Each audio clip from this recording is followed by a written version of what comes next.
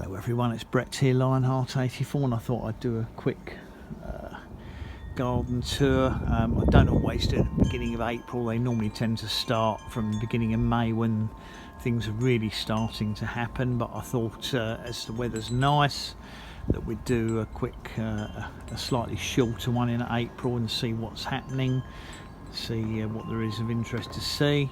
We'll start with my Pakistan white mulberry. No, sorry, it's a red Pakistan mulberry. It is budding out.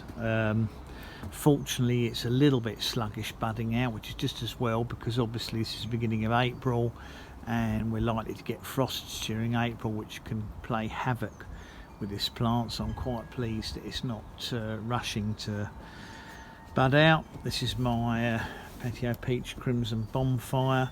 You can see the red leaves starting to come on it. I'm expecting these to show signs of peach leaf curl very soon, because I didn't spray it at all this winter. Having said that, I sprayed it last winter and it's still got peach leaf curl all over it, so I'm not very optimistic. We've had a pretty damp, wet winter, which is what causes the problems. On the wall behind it is my unknown female kiwi berry. It's never fruited for me because I never had a male pollinator for it, because originally I thought it was bought as an Issei and it turned out not to be Issei. So although it's flowered profusely for the last 3 or 4 years, it's never set a single fruit. But I do have a male in the ground next to it, which I'll show you in a minute, which probably won't flower this year, but at least I've got a male on the way. This is my medlar, leafing out nicely. It's Sibley's Patio Medlar. Next to it in a pot I have my Carmen mulberry. This is a white fruited plant. It's budding out nicely as well, and some of the buds I can just about see. You probably won't be able to see on camera, but it's just starting to show signs of flower buds developing. One of my mulberries there behind it. It's got plenty of flowers on it this year, so we should get a fair number of fruits. Behind it is my in-ground citrus, the only one I've got. I had it covered in a fleece all winter, and as you can see, it survived with almost no damage at all, despite having some quite cold temperatures, particularly in January. So I'm hoping to see some decent growth on that this summer. Moving along is my mammoth pineapple guava. Just got the earliest signs of growth bud swelling. These don't really burst into growth until May, and then the flowers tend to come from sort of late June, early July onwards for most of summer. It's taken no damage at all this winter. We didn't get a particularly not the sort of temperatures that can cause pineapple guavas problems anyway, but it's looking nice and healthy. Another one of my blueberries, which I showed in a video the other day, that's now flowering very well, and obviously the bees are very, very interested in it. We actually had a dead hoverfly on this the other day. It was caught by a very well camouflaged spider. Probably wouldn't be capable of catching a bumblebee, but he can certainly manage to grab a hoverfly without any problems. Another blueberry behind it. On the wall behind it is the male kiwi berry that I bought. I think I bought it at the beginning of last year. It's now grown to the top of the fence. Don't think it's likely to put out any flowers, but if it does, it might cross-pollinate the female plant that's next to it. We'll have to wait and see, but I really don't expect to see any flowers on it. Moving along is my seedling pineapple guava. This one's going to go as soon as I'm well enough to try and dig it out. Unless someone wants to come and help me, I'll probably be giving this one away, because it's fine for cross-pollination, but the fruits it produces aren't particularly amazing, although they are edible. I use them to make jam. Behind it is a seedling persimmon. I cut it back very heavily last year, and it's put out lots of small side shoots, and I'm toying with the idea of cutting most of those off and perhaps grafting, trying to graft some varieties onto it, because it's absolutely pointless having a seedling persimmon in the ground. Next to it is my Caesalpinia. Seems to have survived the winter without any serious problems. I'll have to be tackling the weeds fairly soon. The stems all look green, so I'm expecting that to flower again this year. This is my in-ground pomegranate next to it. You can see the new red growth starting to come out nice and early. Now, if we don't get any frosts in April, that will be very beneficial to the plant, because it's likely to produce flowers a little bit earlier. But that still remains to be seen. Behind it in ground is my painfully slow growing Pawpaw grafted variety Sunflower. I think it's got too much competition from other plants, which is why it's been in for now. Maybe this will be its 7th year, and it's probably not grown 6 inches since I got it. Don't think I water it enough, and as I said, there's too much competition from the plants around it, but it's still alive. There are no flower buds on it I can see, once again. No surprise there, but it'll probably keep soldiering on. Campsis on the fence there, that's just, I've got that purely for decorative purposes. This pineapple guava or feijoa is Triumph.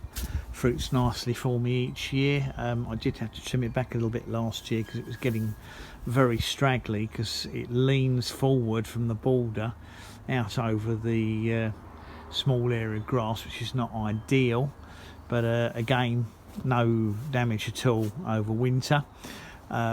Next to it I've got my very large in-ground unnamed seedling Pawpaw. It's been fruiting for me now for 2 or 3 years. Has got some flower buds on it. You can see they're developing.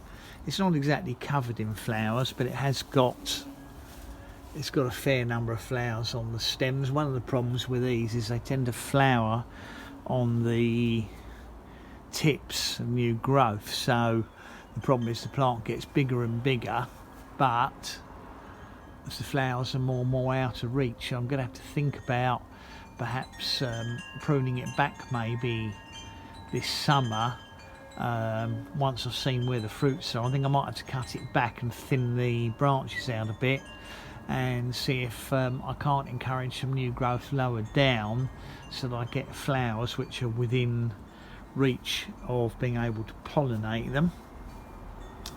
Moving on round, I've got a couple of figs here. This one here is Madeleine de Deux Saisons. Does seem to have a couple of Brabers on it, which may or may not set. The one down there is a grafted one that I did. It's an yellow Asiatic on a brown turkey. These need to be very heavily repotted. This one here is a Verdino del Nord,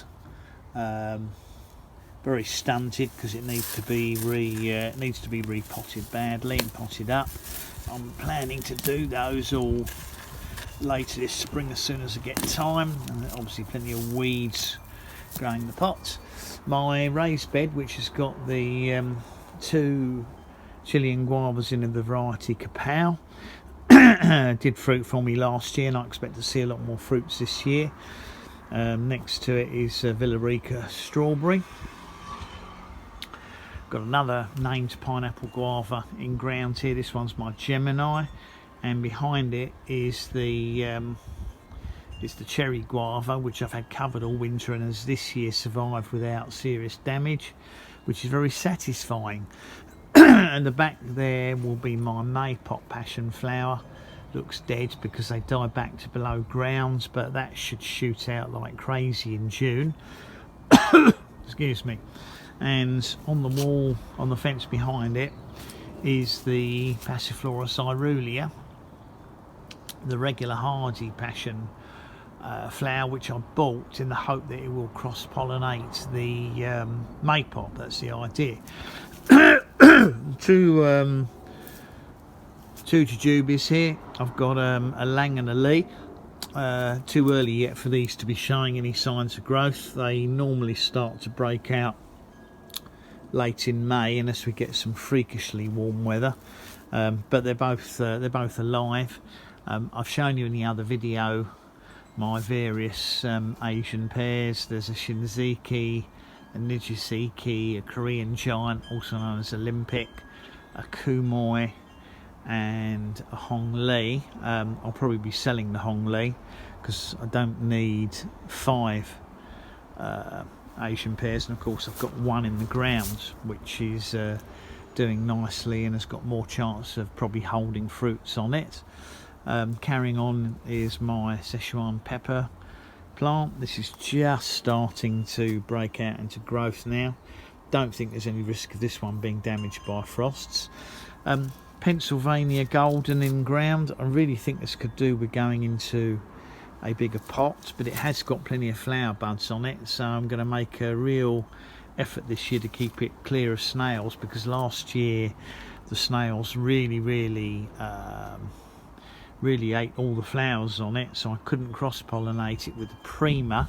The one next to it here is the Prima.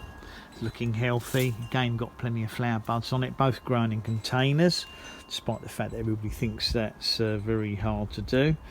I've got this mulberry down here, I think is fine. This is an agate. This needs repotting, has lovely large dark black berries. Looking at some of my persimmon collection here, some of these are going to be for sale. This one here is a costata, sometimes spelt with a C. This is an Asian persimmon. This has fruited for me for at least the last 2 years, and it's budding out nicely now.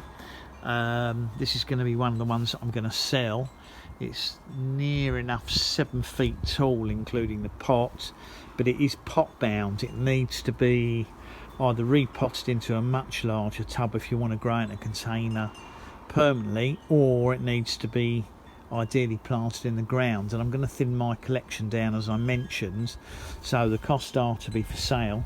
Next to it is a plant that was labelled as Nikita's Gift, much smaller tree. I'm going to be selling this one. It's going to be much cheaper, obviously, because it's not the size of the costata. I'm going to be honest, I don't know if it's Nikita's Gift.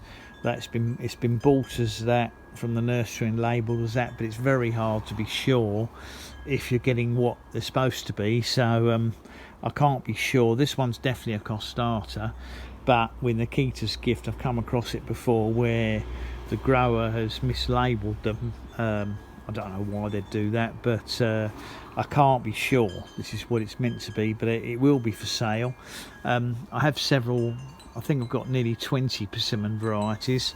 I'm not exactly sure which ones I'm going to sell, but we'll wait and see. I'll decide in the next month or so, once they're all shooting out nicely. But there will be some extremely rare varieties for sale that you simply won't get in the UK. It's impossible, and they're actually very hard to get in Europe as well, so somebody's going to have the opportunity to get a couple of very rare ones.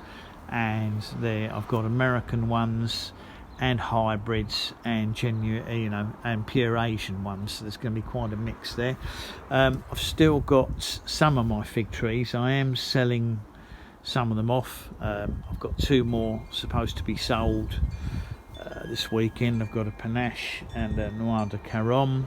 I'm probably going to keep the Goutte d'Or and the Verdone, which are these 2 wide ones, and I'm going to cut them back, repot them, root prune them, and see if I can get some fruits out of them this year. And I'll probably keep this one here. I'm going to keep this one, which is my Peter's Honey, and this one here is Ronde Bordeaux. I'm going to keep that one probably, and I might take some cuttings off these, some scions, and try and graft them onto my large in-ground tree, because I think they'll fruit better. I've sold some Feijoas.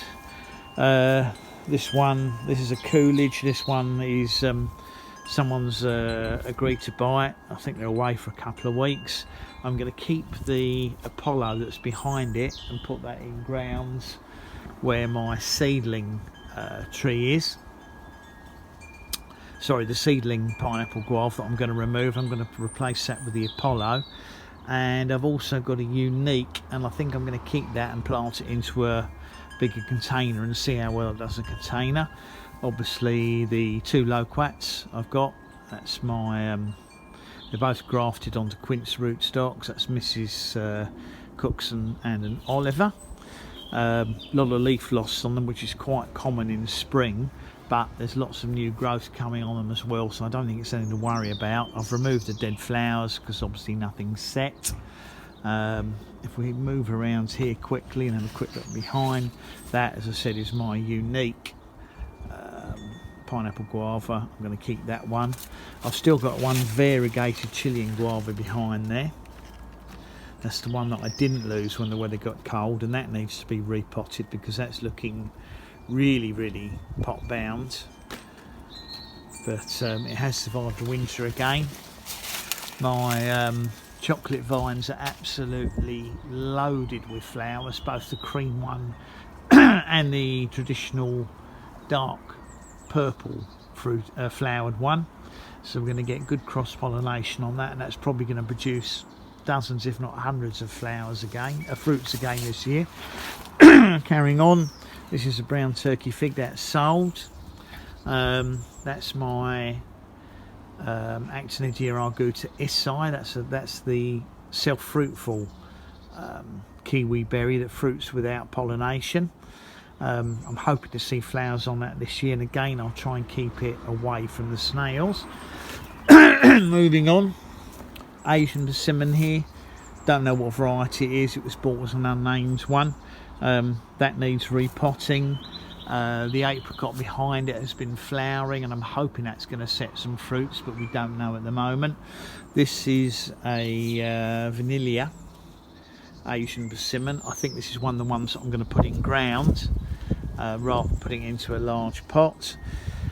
Here we have my Duo apple.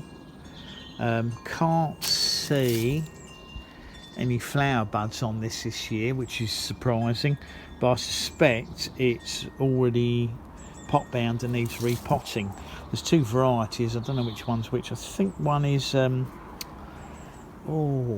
think one's a Bramley and one's a Braben, but this is obviously further behind it, so I'm not quite sure what's happening to that.